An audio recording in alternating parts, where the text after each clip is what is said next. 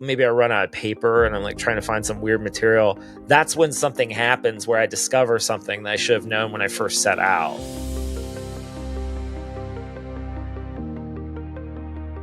What advice you have for getting past perfectionism and that fear of making mistakes? Well, I think one thing to do is to focus on quantity instead of quality.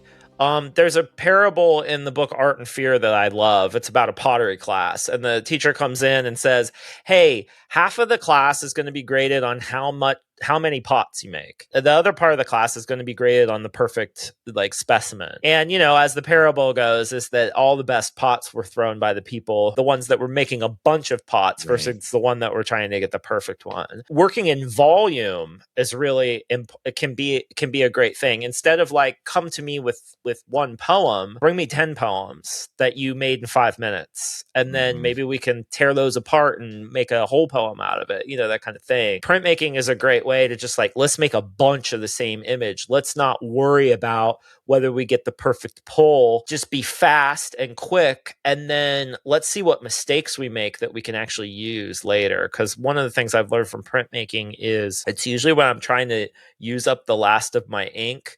And then maybe I'm printing on maybe I run out of paper and I'm trying to find some weird material. That's when something happens where I discover something that I should have known when I first set out. Focusing on quantity versus quality, making a lot of work, and using time constraints in particular. I think time is a really interesting constraint, is to say, make as many things as you can in 10 minutes, and then you don't have time to worry about it. I think collaboration is a good way to get out of your perfectionist zone too, is to just be hey, we've got 5 minutes. You need to do this piece. And then you're going to turn and give your piece to the person next to you, and they're going to add the next color, that kind of thing. Bringing in collaboration, using time constraints, that kind of thing, just so the individual doesn't feel like it's all on them to come up with this perfect, beautiful thing. For teachers here, we're going into the summer and we might actually have time and space and materials to create. And so where should they get started? What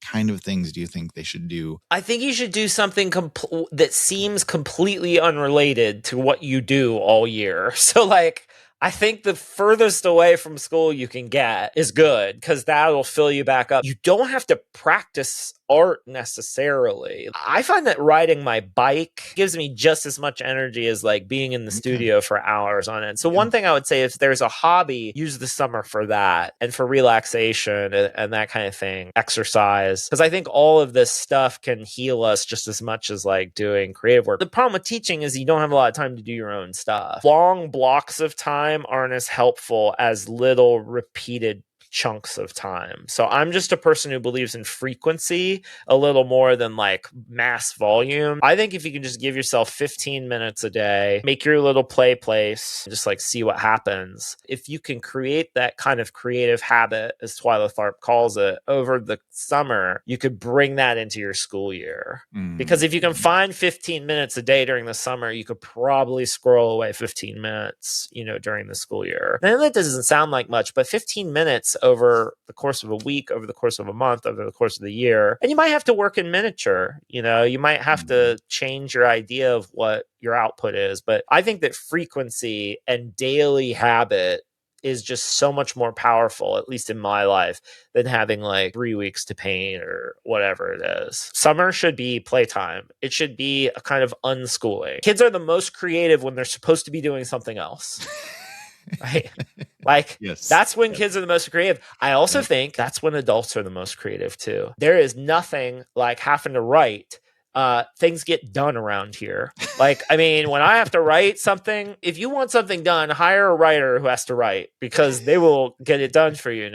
Stuart Brown has this great line: the opposite of play is not work. The opposite of play is depression.